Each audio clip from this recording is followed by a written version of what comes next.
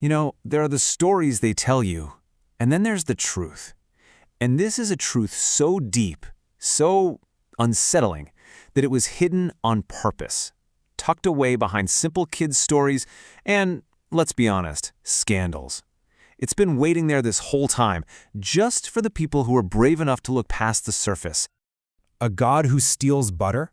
A god who dances with married women? I mean, come on, you've heard these stories, right? They sound almost silly. And that's the point. These acts, they've been used to throw you off, to make you dismiss it all. But what if they're hiding a reality so powerful, it could literally shatter the way you see everything? Think about it. What if that theft had nothing to do with butter? And what if that dance wasn't about lust at all? What if these seemingly scandalous acts were actually a hidden message, a kind of spiritual test designed for you? Well, today we're pulling that veil back, for good. Okay, so the very first thing that trips everyone up is the paradox, the big contradiction of Krishna himself. On one hand, he's this perfect saint, but on the other, by our standards, he's a total rule breaker, a sinner even. And here's the secret. That's not a mistake. It's not a contradiction. It's actually the very first clue. Just look at this. On the surface, it looks pretty bad, right? Theft, lust, deceit.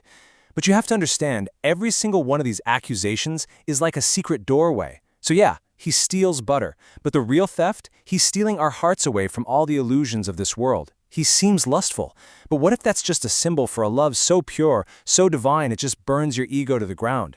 And the deceit, it's all part of a huge cosmic lesson, trying to show us what's actually real.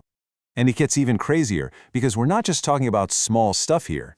I mean, as a kid, he's doing things that just break the laws of physics. Lifting a whole mountain on his pinky finger? Dancing on the head of a giant poisonous snake? And then later on, he has 16,000 wives. He's constantly breaking the very rules, the dharma, that he supposedly came to protect. You have to ask yourself, why? What is the real message here? Krishna actually warned us about this himself, right there in the Gita. He basically says, look, when I show up in a human body, foolish people are going to get it wrong. They're just not going to see my real, supreme nature. And that's not just him stating a fact. That's a direct challenge to you, right now. Are you just seeing the human disguise, or can you see what's behind it? Okay, so how in the world are we supposed to see past that disguise? For literally centuries, this kind of knowledge was kept secret, only for the true insiders, the sages, the deepest devotees. To really get what Krishna was doing, you need two keys. Two secret keys that, frankly, most people were never supposed to find out about. The first key is a single word, Leela. And this one word, it changes everything. It means divine play. Get this, his life wasn't a history lesson. It wasn't supposed to follow our human logic. It was a cosmic play, a divine drama. Every single thing he did, every miracle, every scandal, was just a scene in this massive play, designed to teach us, to teach our souls, about the true nature of reality. All right, key number 2 is Yoga Maya. If Leela is the play, then Yoga Maya is the special effects. It's the divine power that makes the whole show possible. Think of it like a sacred costume or a veil. It's what allows the infinite, all-powerful, unimaginable God to show up looking like a regular, finite human being. Yoga Maya is how the absolute can look like a mischievous kid or a charming lover or a brilliant politician.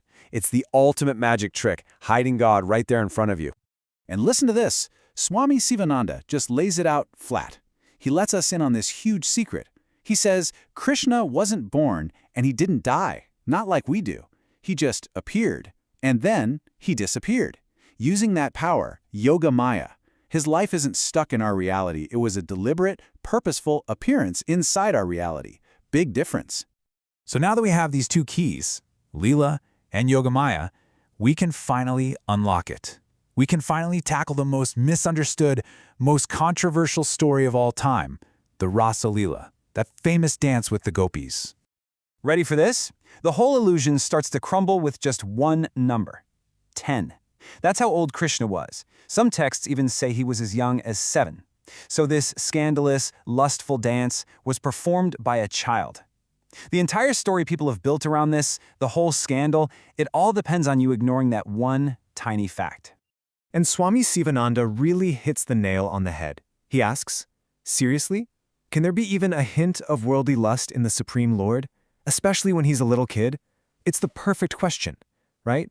It's designed to just snap your mind out of that dirty interpretation and force you to ask, okay, what's really going on here? So, let's be crystal clear. This was never, ever about lust. It was about something called prema. And this isn't the love you read about in novels or see in movies. This is something else entirely. Prema is pure, unconditional, divine love. It's a spiritual force, and it's so powerful that it just dissolves your ego, that feeling of being a separate me. And the gopis, they weren't just women from the village. In this divine play, this Leela, they represent something much deeper. They represent us. They're the individual soul, the jiva.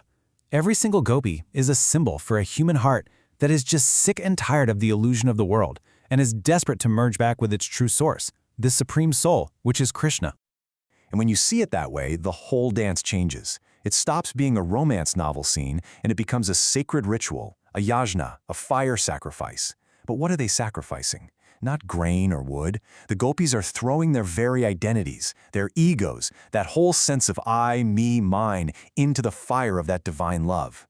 This dance, it's the ultimate act of spiritual union. It is the soul merging with God. But see, if we get stuck on just this lover part, even the divine version of it, we're still missing the big picture. Because to really understand Krishna, you have to understand the idea of completeness. He wasn't just one thing. He was everything. There's a special term for him, Purna Avatara. It literally means the complete incarnation. And what that means is that he perfectly displayed all 16 divine arts, or kalas. So he wasn't just a slice of the divine showing up. He was the whole pie. He embodied every single aspect of existence you can imagine, from the totally ordinary to the absolutely divine.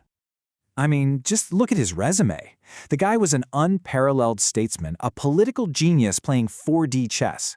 His flute music wasn't just pretty, it was said to hold the cosmos together. Then he turns around and delivers the Bhagavad Gita, the most profound wisdom ever, in the middle of a war zone. He's Yogeshwara, the lord of all yogis, but he has no problem being a humble charioteer for his buddy Arjuna. He's a kingmaker and a servant. He's all of it, all at once. And this right here, this is where it all stops being a story about something that happened a long time ago and becomes about you, right now. Because this whole cosmic play, this Leela, it's not just entertainment. His entire life, all his teachings, they're a map, a treasure map that he left behind specifically for you. And the treasure? It's your own freedom. Towards the end, in his final instructions to his friend Uddhava, he just spells it out. No more games, no more riddles. He says, abandon the ego. Get your mind and senses under control and start seeing the divine in everything. See me in the entire universe. This isn't just some nice philosophy to think about. These are direct, practical instructions for your own life. So, what does that actually look like? How do you walk that path? It really boils down to 4 key things. Number 1, see the divine everywhere. I mean everywhere. In the saint, in the sinner, in a dog, in a cow. Just look past the label. Number 2, do your thing. Live your life, do your duty, but let go of the results. Act, but don't be attached to what happens. Offer it up. Number 3, actively work on surrendering that ego, that I, me, mine voice that causes all our pain. And number 4, if you do these things, you get to the goal, true freedom. You realize, deep down, that you were never separate from the Supreme to begin with. And that leaves us with one last massive question, a question that this whole thing has been leading up to.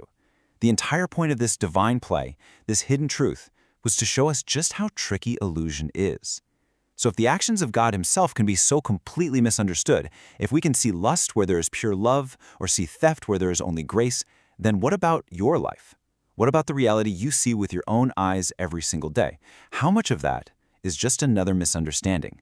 What veils are still covering your eyes?